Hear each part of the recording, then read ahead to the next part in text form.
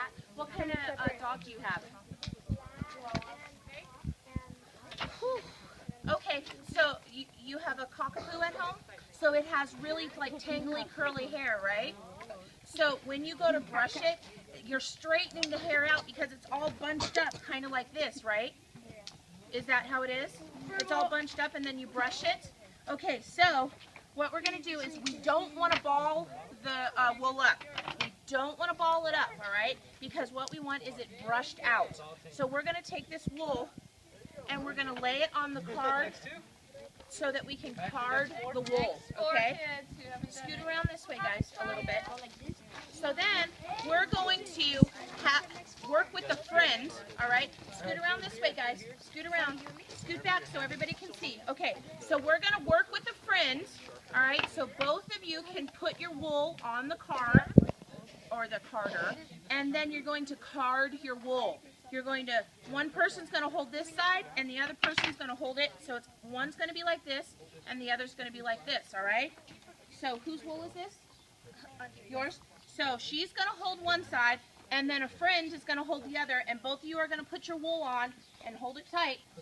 Scoot back just a little bit. So you're going to hold it tight. Now you hold tight. And you're going to pull it, and you're going to brush it. You're going to card the wool. See how we're carding the wool? You see how it's straightening? Do you see how it's straightening out? So then, what you do after it's all brushed, you're going to slowly and neatly go like this and pull the wool off all the way across, okay? But we're not done yet. She has to keep brushing this, but I'm just showing you guys, demonstrating it to you. So we're going to pull the wool off all the way across, and then you're not going to take it and bunch it up because if you do, it's going to knot again, right? But what we're going to do is after this is all nice and straight, like this stuff down here, we're going to pull a little bit out. Okay, we're going to pull a little bit out, and we're going to twist it. And now see how this up here is not twisted? That's good. But this right here is twisted.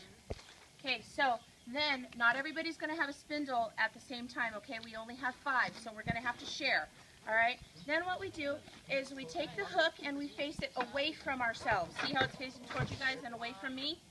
And then the part that you spun a little bit, you put on the hook, and then you fold it over. See how I'm folding it right there? See that, guys?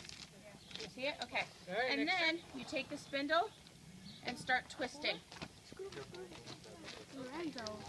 Scoot back just a little bit. There we go. And see how I'm making yarn? Okay, now see right here how it's tangled a little bit? So I put it under my arm, and then I start stretching it. Now this hasn't been brushed really well, so it's hard to stretch it. If it was brushed, it would be easier to stretch it. Okay, so I'm stretching it a little bit. And then I take it and I start spinning it again. See how I'm making yarn right there? Pretty cool, right? So all of you are going to do that, okay? And then some of you are going to get really long pieces. So what you do is you take the yarn, and this is yours, right? Since I did this, I'm going to get you some more wool, okay? So just give me a minute. But what you do is, oh, hold on one second.